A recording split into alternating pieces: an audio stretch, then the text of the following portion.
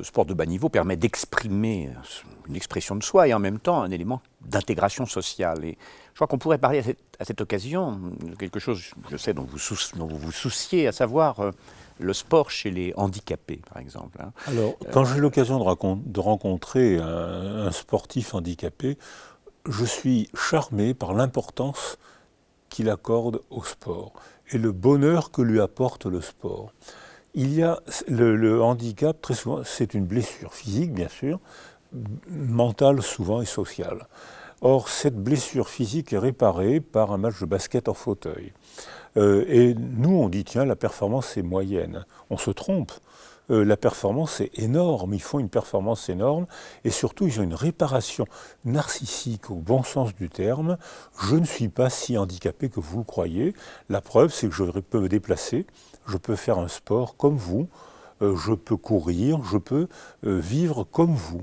Donc je ne suis pas tellement aliéné que vous l'avez cru, mais le handicap, je l'ai, mais je le surmonte en partie, je le métamorphose en partie, j'en fais quelque chose, je suis capable de faire un match de basket ou une course malgré mon handicap. Donc physiquement et mentalement, ils y accordent une importance énorme qui est tout à fait respectable parce que ça leur permet de continuer à reprendre une autre forme de vie. Là, on approche d'une notion que vous avez participé à diffuser, un concept qui est celui de résilience. Alors comment penser ici la résilience, et pas le sport en général, mais la résilience à l'occasion du sport et du handicap. Et là, on a l'exemple de Philippe Croizon, que vous connaissez, je crois que vous avez eu l'occasion de rencontrer, qui est un exemple à la fois de réussite sportive et de résilience réussie, entre guillemets.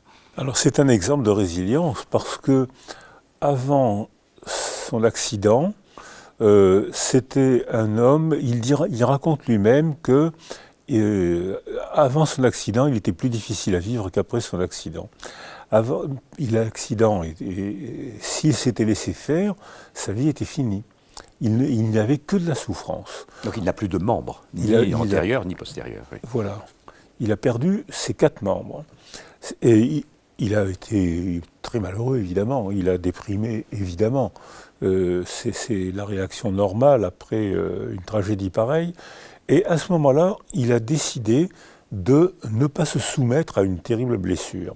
Mais il y avait en lui un attachement confiant. C'est-à-dire que quand je l'ai rencontré, il a dit cet attachement confiant, je l'ai eu grâce à ma mère. Et sa mère était dans la salle avec un sourire jusqu'aux oreilles. C'est-à-dire qu'avant l'accident, il avait confiance en lui. L'accident a été une blessure énorme qui l'a fait déprimer, qui l'a fait souffrir, qui l'a fait déprimer. Et ayant confiance en lui, il a cherché autour de lui ce qui pouvait lui permettre quand même de se remettre à vivre malgré l'accident, avec l'accident. Et à ce moment-là, il a trouvé un soutien, une idée folle. Il faut que je me mette à nager, il n'avait jamais nagé avant.